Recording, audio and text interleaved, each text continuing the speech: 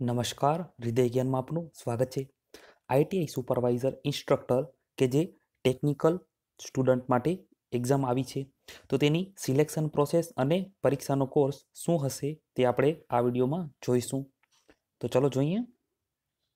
તેની પહેલાં હું તમને જણાવવા માંગીશ કે તમે ટેકનિકલના સ્ટુડન્ટ હો તો પણ આ એક્ઝામમાં નોન ટેકનિકલ પોર્શન આવવાનો છે, જેમ કે ગુજરાતનો ઇતિહાસ, ભૂગોળ, સાહિત્ય, ગ્રામર અને કરંટ અફેર કે જે રોજબરોજની ઘટના બને છે તે તમારે ડેઈલીનું કરવું પડશે. કરંટ અફેર તમે પરીક્ષા હોય તેના આગલા દિવસે વાંચશો તો તે નહીં ચાલે. રોજનું ફક્ત 5 મિનિટ તમારે આપવાનું છે. કઈ રીતે? તો હૃદય જ્ઞાન ડેઈલીનું કરંટ અફેર ફક્ત અરાઉન્ડ 5 મિનિટમાં જ વિડીયો બની જાય તેવી રીતે મૂકતું હોય છે. તો તમારે તે જોવું અને તમારા મિત્રો સાથે શેર કરવું. ને ગુજરાત ઇતિહાસ અને સાહિત્ય, ભૂગોળ આ બધાને લગતું હૃદય જ્ઞાનમાં વિષય સમજાવવામાં આવશે, તો તમારા મિત્રો સાથે શેર કરવા વિનંતી. સૌપ્રથમ આપણે પગારની વાત કરીએ તો પ્રથમ 5 વર્ષ ફિક્સ પગાર રહેશે. કેટલો? તો 31,340. ત્યારબાદ જોઈએ વયમર્યાદા, તો 18 ઉંમરથી ઓછી ના ચાલે અને 35 ઉપર ના જવા જોઈએ, એટલે કે 18થી 35 ઉંમર વચ્ચે હોવા જોઈએ. ત્યારબાદ જો અનામતમાં આવનાર વ્યક્તિ હોય તો તેઓને 5 વર્ષની છૂટ, એટલે કે 35 વત્તા 5 40 ઉંમર સુધી ભરી શકાય, ફક્ત અનામતમાં આવતા લોકો માટે. તેવી જ રીતે મહિલા ઉમેદવાર હશે તો તેઓને 45 વર્ષ ઉંમર સુધી ભરી શકશે. ત્યારબાદ આપણે પીએચમાં ઉમેદવાર જે આવતા હોય તેમાં પુરુષ વિભાગમાં આવતા હોય તેઓને 10 વર્ષની છૂટ મળશે અને મહિલા ઉમેદવારને 15 વર્ષની.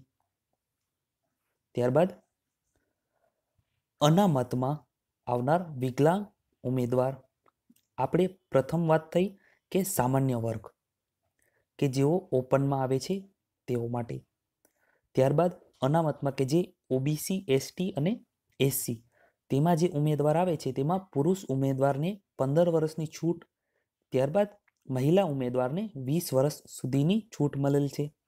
ત્યારબાદ અગત્યની નોંધ કે એસીબીસીના જેઓ ઉમેદવાર છે તેઓને અનામતનો લાભ લેવો હોય તો નોન ક્રિમિનલ સર્ટિફિકેટ કઢાવવું જ પડતું હોય છે. તો તે સર્ટિફિકેટ 1/4/2017થી લઈ અને 11/4/2019 ત્યાર સુધી વચ્ચે જ કઢાવેલું હોવું જોઈશે.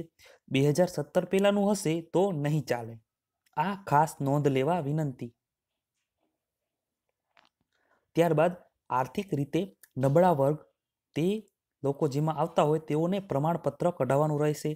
કઈ તારીખથી કઈ તારીખ વચ્ચેનું? તો 14/1/2019 થી 11/4/2019 વચ્ચે નીકળેલું હોવું જોઈએ. ત્યારબાદ આપણે કોર્સ શું હશે તે જોઈ લઈએ. તો 20 માર્કનું હિસ્ટ્રી, જિયોગ્રાફી, લિટરેચર તે બધું આવી જશે. ત્યારબાદ ગુજરાતી સાહિત્ય અને વ્યાકરણ તે 15 માર્કનું, અંગ્રેજી વ્યાકરણ તે 5 માર્કનું અને જગ્યાની તાંત્રિક અને શૈક્ષણિક સંબંધિત વિષયોનું પેપર તો તે 60 માર્કનું. આ કયા લોકો માટે છે? તો 178 અને 180 જાહેરાત ક્રમાંક છે તે લોકો માટે. તમને કેવી રીતે ખબર પડશે કે અમારું એક્ઝામ કઈ છે? તો આગળ તમને તે પણ ખબર પડી જશે, જોઈ લઈએ.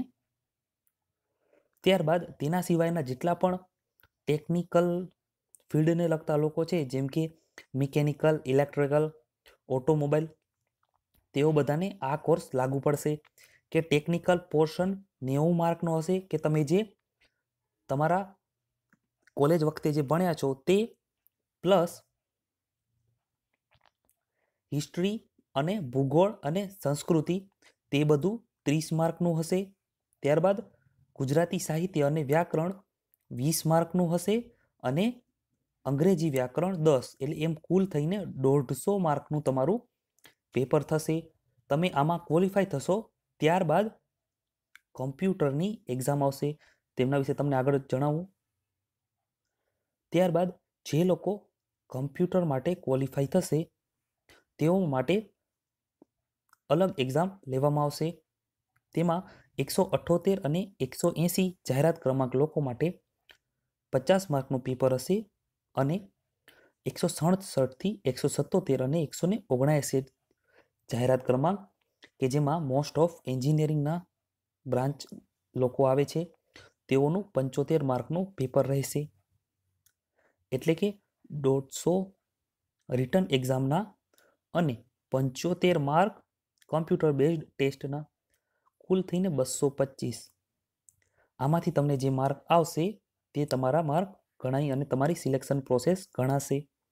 બીજી એક વાત, 150 માર્કના પેપરમાં જેમ કે 500 જગ્યા હશે તો કમ્પ્યુટર ટેસ્ટ માટે 1500 લોકોને એટલે કે 3 ગણા ઉમેદવારોને બોલાવવામાં આવશે. બરોબર, આ ખાસ નોંધ લેવી. ત્યારબાદ જોઈએ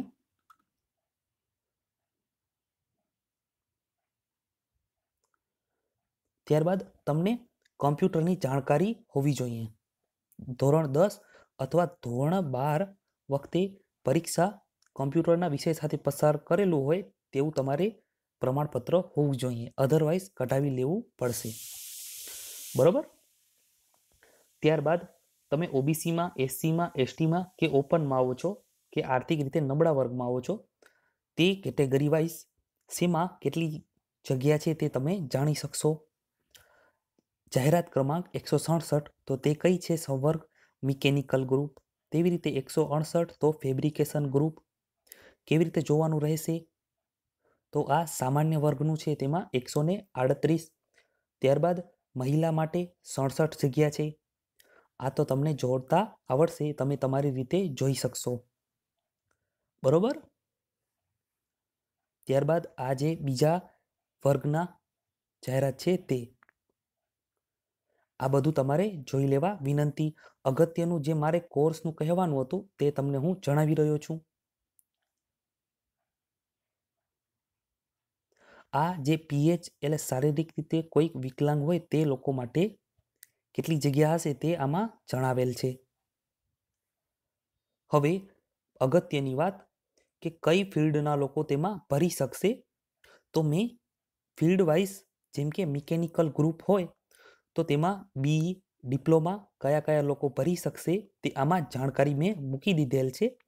તો હું તમને સમજાવીશ નહીં, તમે તમારા લગતું જ્યારે પણ આમાં જાહેરાત દેખાય તે તમારે વાંચી લેવા વિનંતી.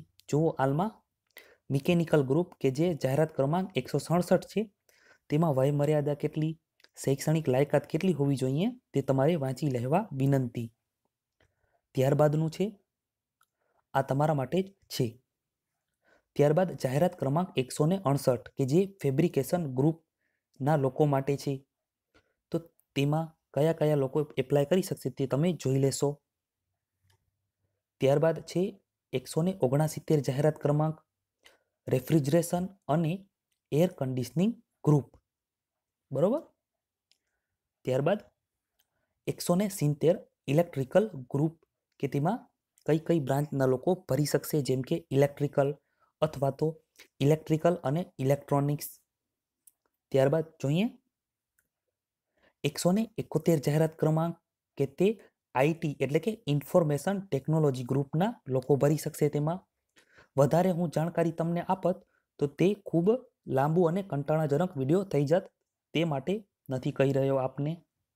તમારે ફક્ત એક પેજ વાંચવાનો જ થશે. ત્યારબાદ 172 જાહેરાત ક્રમાંક નંબર કે તે ઇન્સ્ટ્રુમેન્ટેશન ગ્રુપના લોકો માટે છે. તમે સ્ટોપ કરીને તમે તે વાંચી શકો છો ડિસ્ક્રિપ્શન.